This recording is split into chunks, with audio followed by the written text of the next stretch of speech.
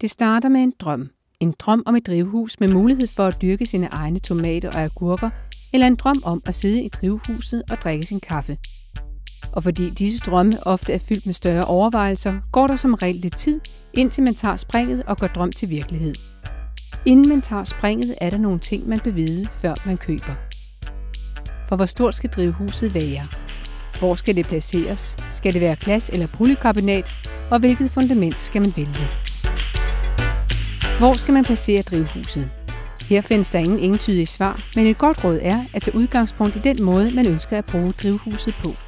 Hvis man ønsker at bruge drivhuset som et sted, hvor man vil dyrke afgrøder, så skal det overvejes, om det skal stå mod nord syd eller øst-vest. Placeringen afhænger af flere ting. For eksempel, hvor tidligt på året man ønsker at starte, er beklædningen af glas eller polycarbonat, og hvilke planter skal dyrkes. Ønsker man også at have glæde af drivhuset som et driverhus, så er det en god idé at have det tæt på terrassen eller det sted i haven, hvor man færdes mest. Og husk, find gerne et sted i haven, hvor der er læ. Hvornår er drivhuset stort nok? Når man skal investere i et drivhus, er det vigtigt at tage udgangspunkt i ens behov. Det bedste råd, vi kan give, er at købe det så stort, som haven tillader. Når man skal vælge beklædning til sit drivhus, er der som udgangspunkt 2 valgmuligheder, nemlig klart glas eller polycarbonat. Polycarbonat er materet.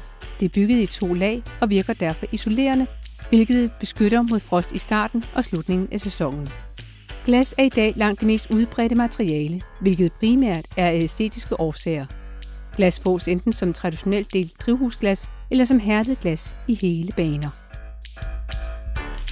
Det er vigtigt, at et drivhus står på et stærkt og stabilt fundament, som er godt forankret i jorden. Og man kan vælge at lave et fundament af trykimprægneret træ. Vi anbefaler altid at købe et originalt Juliana fundament, således sikrer man tilstrækkelig fundering, og det er en løsning, der er nem at gå til. En del forsikringsselskaber dækker kun stormskader, hvis drivhuset er monteret på et støbt fundament. Er du i tvivl, så tag en snak med dit forsikringsselskab, så du sikres korrekt. Når man har været alle disse overvejelser igennem, er man pludselig drømmen nogle skridt nærmere virkeligheden.